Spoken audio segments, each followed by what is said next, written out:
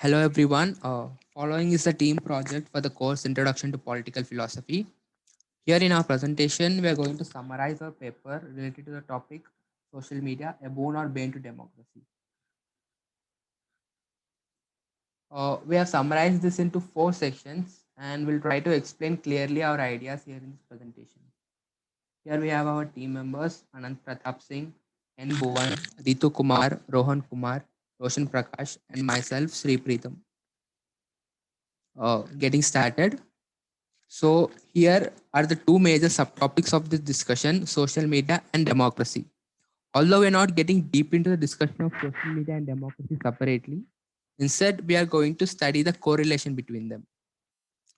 Today, social media plays a crucial role in facilitating and distributing content related to all the matters that have a larger influence on public opinion and subsequently on democracy. This 21st century is an era of digital world. We have been witnessing some revolutions in technology and research. Social media is one of them. If not, it is one of the major revolutions that we have ever witnessed. Firstly, we'll try to have a brief idea about social media and democracy. So first, social media. The prime use and motto of social media was to connect friends and family, and it has served its purpose to the greatest extent. As times change, so does things change. We have find social media has been changing in different ways in recent days. Social media has become a platform to share public opinions, to form and build communities in and to gather people in recent years.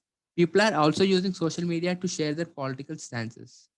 Now we are going to study a brief about democracy. Democracy is a form of government in which political control is exercised by all the people, either directly or by their elected representative. It guarantees the fundamental individual right, gives us a relatively higher percentage of political equality, and hence better than other form of governments.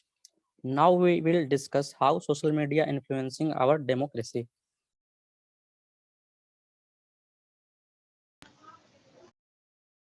Okay, so there is no denying in the fact that social media has deepened our democracy in many ways.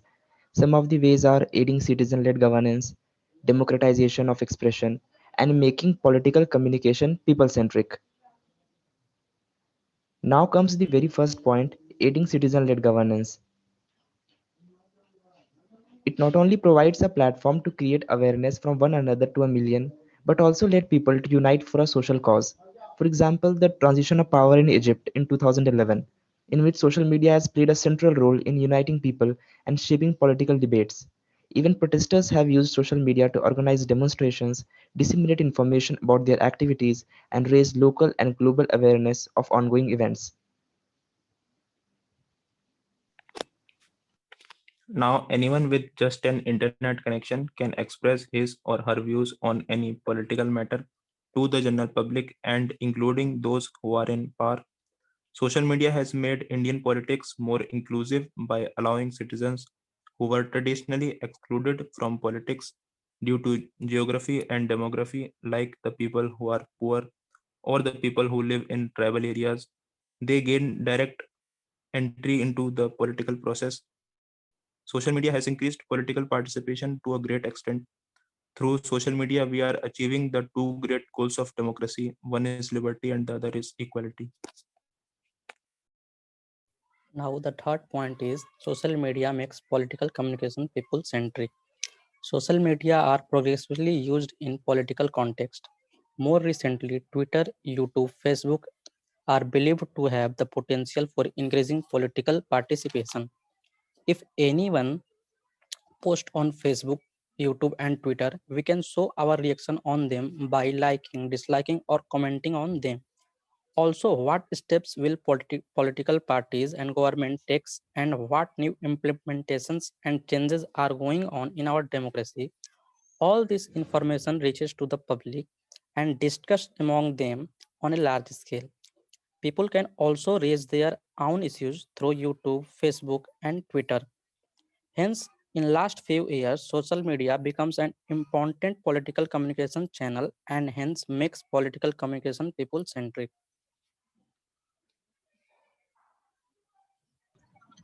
Along with positive effects, social media also contributes to many adverse effects. Some of them, which are directly harming the democracy, are misinformation, echo chambers, and hate speeches. Now comes the first point, that is misinformation. These days, it has become prevalent to see such contents that cause massive rumors, as if we see them in the terms of public safety and security, it can be hazardous. Now comes the second ill effect, that is echo chambers. Actually, social media has facilitated us to build connections with like minded people over and above any geographical boundary. Now, this has resulted in individuals spending more and more time in between like minded individuals, where not only they are more exposed to a particular ideology, but also their exposure to opposing or counter ideologies is decreasing. And this is leading to the formation of echo chambers, where citizens do not see or hear a wide range of topics or ideas. Another significant adverse effect is hate speeches.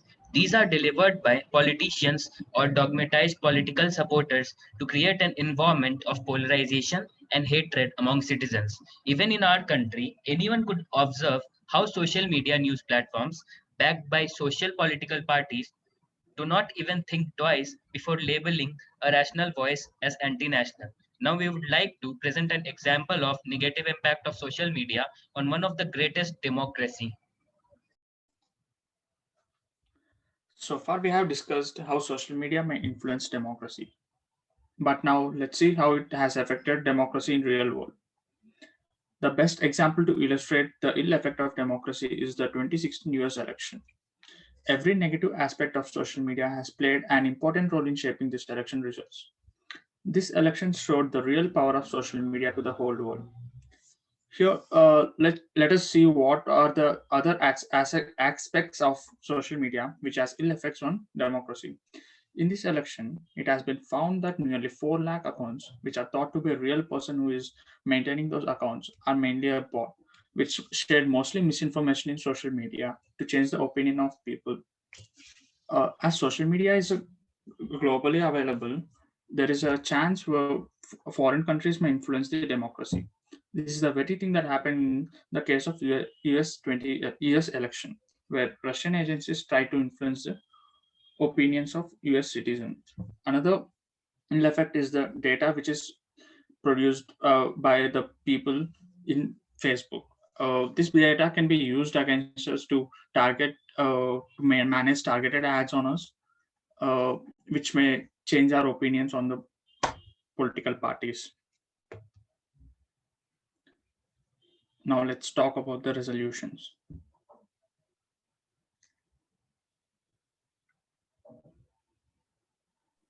So far, till now, we have discussed briefly about how social media has affected democracy in different ways. Here, we are going to suggest some resolutions that we can use to improvise the social media effect on democracy. The first resolution is that independent organizations should take various initiatives that would inform the citizens about different aspects of political knowledge, engagement, and education. It is necessary for people to have political knowledge, more importantly, true political knowledge, because it is important for us to know what is happening around us. So, we should form some independent organizations whose motto is to enlighten people with political education. Second resolution is distinction between deeply rooted psychological traits and systematic difference in liberal versus conservative media environments should be made for clearer idea of what is cause of spread of misinformation. The third resolution is individuals should be encouraged to use fact checking websites. We, as an individual, have the responsibility to share the content which is backed by facts. Here in social media, the content which we share can impact globally. So, we should share the fact check information in our social media accounts. Another resolution should be to establish some moderating organization to monitor the content, tone of misinformation, as well as the environment of the platform so that the freedom of speech and expression might not get misused. Another resolution is whenever there is a confusion between the citizens and the political parties, then they should come on a public platform and clarify the whole issue. For example, if a political party thinks that some policy of government is oppressive or is not benefiting public and needs to be changed, but if due to some social media posts of some persons of that party, a confusion is created among the public over what the party wants on that issue, then they should come on a public platform like news media to achieve a closure. So need of closure may be act as an endorsement of correction. So, we would like to conclude our presentation with a thought that a well functioning democracy does not necessarily need to be guided by fully informed citizens, but an environment having ubiquity of misinformation can quickly derail the democracy. Thus, the uninformed citizenry is arguably far less threatening than a misinformed citizenry. Thank you.